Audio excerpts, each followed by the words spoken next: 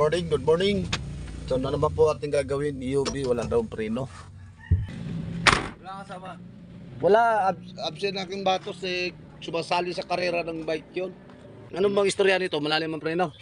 Ay siya bumalik. Ayaw bumalik. Tapos hindi pantay ang ano niya. Ang kain. Ade, yung ano tawag yun eh. Yung kabig niya. Nasibat. Iatras at tikunti yan. Sikit naman dito. Narito po tayo ngayon sa EUV na sasakyan. At kukunin ko rin ang gamit. Iatras ko lang po ang sasakyan na ito. Gagawin natin. Kasi hindi nila magagamit. Kailangan nila.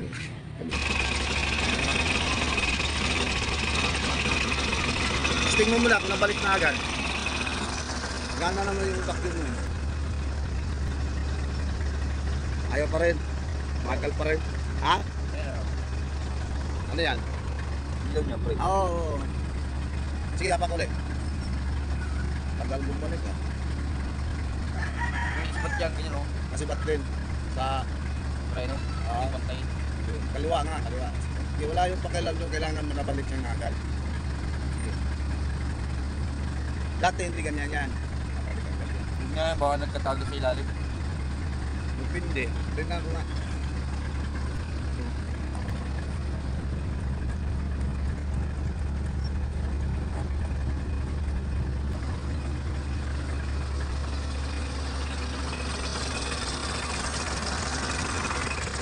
Pinapatras ko po kasi masipit dito. Maluwag na yan. Ano desisyon mo? Baklasin ko na. Para mabili mo ngayon, sampol. Wala tayong remedyo dyan. Hindi ako nag-repair ng araw. Nag-repair ako yan. Hindi rin natagal eh. May problema yan sa loob. Kasi, yan, apak ko ha. Apak, utawan ko. Nabali, aygot ba? Hindi nga. Yan. Hydrovac naman. Balik. Sira na ho hydrovac niya. Wala na yung pabalik. No, mga guys, no, amigo, tayo po magagawa ng brake booster. Ito, hydrovac, tatanggalin yan. Ang unahin natin gagawin dito, tanggalin itong battery. Kukunin yung nut dalawa, i-area lang yung master. Tapos 4 na nut dun sa hydrovac sa likod.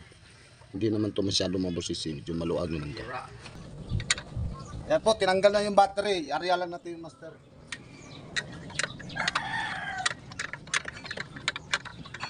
Basta pag depende kasi sa design ng plastada ng brake. Minsan may maluwag na tanggalin. UV lang kasi ito. Yan. Yan na po. Ngayon po, magtanggal tayo ng hydrovac. Doon tayo magposisyon sa likod kasi nandun yung nut niya, 4. Yan. Ngayon na po. Matanggal na yung kanyang booster. Hydrovac. Yan. Ito po ang nagiging problema sa kanya. Ayan po, natanggal na yung kanyang brake shoe, no? Ayan, oh. Ito sarap. Wala pong lock yan, ha? Spring lang po yan. Ito pong butas nito, dito po yung nakaposisyon sa adjuster. Yun lang nakita pagkuha ko sa pagkakabit ko na lang, pakita ko sa iyo. Ngayon po, yung kanyang wheel cylinder, bago itong rubber cap. Sabi ko sa kanila, may gas-gas na rin yung loob, eh. Hindi na magtatagal. Kung reviewhan ko yan, lalagyan ko ng bago rubber cap uli, tapos lagyan teflon, parang bumukar, parang dito mulo. Problema lang, mga ilang buwan, tagas na naman yan. Ito po isang dahilan ng kakabig kasi nagbabasa ng kanyang fluid. Ito ang grabe eh. Kaya kabig talaga, hindi siya halos mapantay. Sa katagalan na po, kumbaga yung kanyang bakal, katandaan na, lawlaw na yung loob, gas-gas pa.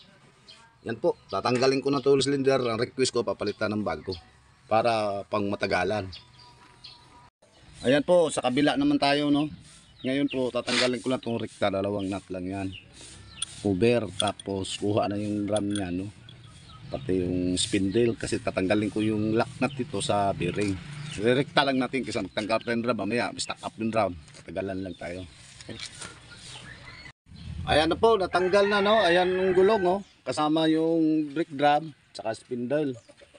Ngayon po, ito po lang kabila, bago kanyang wheel cylinder. Kaya po nagkabig po ito, kahit anong adjust nyo. Malakas po ang pressure ng brake dito. Sa kabila, mahina kasi singaw yung tagiliran. Kaya tama lang po, papalitan na rin kabila kasi mahirap talaga mag-video kasi hindi magtatagal, kabig ng kabig. Kasi pag nagbasa oras yung labi dito, mahina na ang pressure noon. So ito ba ay makapat pa lining mo. Okay pa to. Di natin papalit tayo kasi bago yan. Tawa. Yan po, may-ari, tawa. Ayos. Oh, yan, luma, no, alam mo na. Yan ang dahilan sa kabig. Tapos yung sa likod, baklasin natin, titingnan natin yung cylinder. Kasi ito talaga, tatagal to bago eh. Kaya mahirap din pwede naman unang tagas, lumidyo pwede. Wag lang masyado liyan yung cylinder para di lumalaw-law ang loob. So okay, okay dito ha. Sa likod naman tayo. Ito po sa likod, tatagalin natin to 14 lang po nitong sukat, no? Yan yung axle kukunin, 6 lang po ang nut niyan. 14 socket, back wrench, combination. Sukat po yung kanyang katawan, 10 mm. Kasunod dyan, yung may lock na maliit na bolt, kukunin yung dalawa, tapos ikutin, tapos lalabas, pakita ko sa inyo muna, no?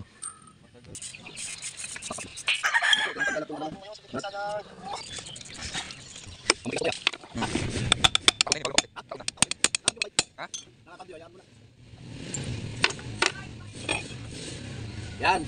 Yan sinabi ko sa'yo, pagkakuha niyan, may wheel seal pa yan, kukunin. Tapos itong lock niya po, G's lang yan, no? Dalawa. Yan, G's. Yan yung lock ng retainer sa kanyang axle. Kasi nagbasa ng gear oil, hindi mo nalabas. Ito pa. Yung lunglos, naiwan pa. Pwedeng, special tools, pwede rin screwdriver, alalay, di naman masyado kasikipan kasi bawal din super sikip kung si rubber ring. Yan, kanil ko, kagad, diba? Yan lang pa. Yung punch nut niya. Pinalak, parts. Tapos subukin na yan, dalawa bearing dito eh. Double bearing kasi ito type po. Double bearing bed. Oh, double bearing. Yan, isa. Outer. Yung inner nasa... Kulay na sa paposite yung gear oil ba? Sikip po, tingnan nyo. Sikip dito sa posisyon namin, Tsaga-tsaga lang ba? Test basic digang. Yan. Palitan na to. Ikaw naman sabi matagal na yan at maggasgas na. Ito Yung, po, friction niya, walang lock yan ha. yung kabila. Lagi lang tandaan po, yung adjuster dito nakaposisyon niya, no? Yung friction niya dito, yung butas na to, dito nakaparto yung sa adjuster, pati kabila. Hindi siya pwede dito ilagay sa piston ha. Dito po, sa adjuster dito, kalisan sa piston. Hindi po naman ganoon mo. Pwede pa yan. Gasa na lang po. So, tatanggalin po natin to na oil cylinder kasi gagawing sample. Ang nangyari po dito sa oil cylinder niya ay double piston. Yan, di katulad sa harap, isa lang ang piston at saka adjuster lang yun. Sama. Ito naman iba, may adjuster, may kasama piston. Tignan nyo, yan o. Piston, adjuster, kabila din, piston. Gas na. Yan. Papalitan talaga yan. Ito po ang maging problema. Yung kanyang fittings, ito, niluwagan mo kasama yung kanyang copper tube. Yan o. So, mangyayari po, pag pinilit natin, masisira copper tube. Sayang naman, pabibilin pa natin, ano? So, ang gagawin ko na lang, wala namang stilin dito sa garahe. Diba, sa matagal na ho ito, kanya, kailangan po natin ng apoy para sa kanyang fitting kasi nasunod po yan, oh. Luwagan ko na yan. Ngayon, persahin ko yan, mapuputol yung copper tube. Yan po yan, ano? Yan, nakita nyo, oh. Yan, may mayaw yan, matatanggal na yan. Hindi na po kinain ng papel. Torch na po ginagamit, no? Torch na. Yan. Hindi kinain ng papel. Kahirap po kami dito na po torch. Yun, umikot na ho. Yan na ho, umiikot na. Tingnan nyo. Yan o. Balik lang muna at para mas maluwag, diba? Oh, ayos na. Tuloy na yan. Okay, bye. So, ayan na po, no, na nakakabit ng ating wheel cylinder. Bago na po yan. Ngayon po, hindi ko na pag-video yung pagkakabit kasi lang naman ako. Yung adjuster po dito yung posisyon may butas yan. Tapos yung brake shoe, kailangan ito may butas din hindi na nakapasok. Kasi pag dito nakalagay yan, pag umuro dyan, nawawala sa alignment yan. So, kanyang wheel cylinder, 4 lang po tornilyo yan. Yung tingnan yung luma, 4 lang yung 12. Tapos fitting dito, bleeder tight. Tapos isa bypass. Bleeder tight din sa kabila. Tingnan yung bleeder tight nila. Yung bleeder tight po yan, ano? Kag-isa lang yan, oh. Sakot. Yan. Nakakabit pa rin po sa likod, ano? Kinabit ko na rin yan. Kita nyo. Nakaposisyon yung kanya adjuster dito sa may butas. Ito yung kabila. Hindi siya pwede yung itong adjuster. Ibabalik pa rin natin sa baba kasi hindi kayo tayo maka-adjust. Kailangan dito yung posisyon. Ngayon, kung i-convert naman natin itong adjuster, lagyan mo sa ilalim. Pwede naman yan. Kaya lang, mawawala yung shifter lock dito sa adjuster. Kasi isa lang naman ang sukat ng butas niya sa kanyang piston. Diba? Ngayon, ito tama ito. Yung posisyon niya, kabili. Ngayon po, ay yung luma, ganun din. 4 din ang tornilyo yan, parehas lang yan. Tapos leader, kabit po nito, yun, butas niya na. Yan lang po. Yan ang tamang kabit yan. Kasi pagka ginanong kabit yan, wala sa line yan. Pwede naman, kaya wala sa line, hindi mo paputin yung adjuster niya. Yan. Kailangan ng tama yan. Pag isuso, no? Tapos spring, yun sa loob. Tapos, kakabitan natin yung hub noon, may bearing. Tapos axle na. Tapos may ano, patapos na po ito. Hydroback naman, kakabit po rin. Okay? Ayan na po, nakakabit natin gulong, no? Sa harap. Yan. Adjuster po niyan, dalawa ha. Oh, yung gagawin ninyo, pitan mo na 0. Ngayon, babalik niyo sa ligwat, magbilang kayo 1, 2, 3, 4, 5. Sa kabila naman, 0 naman, balik na naman 1, 2, 3, 4, 5 para ho siya mag-freewheel ng tama, yung lapat ng lining. Yan, tapos po sa likod, ganun din.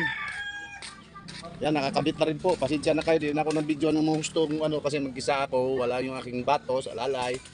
Tsaka yung may-ari kasi na-busy din. Tapos po, nagpalit na kami ng hydroback. Ito na yung kanyang lumang hydroback. Kung anong sukat ng pagtanggal, yun din ang pagkakabit doon para di na kami magdudubli ng adjust. Yan na po yung pinsa. Ito. Nakakabit na po. Yan.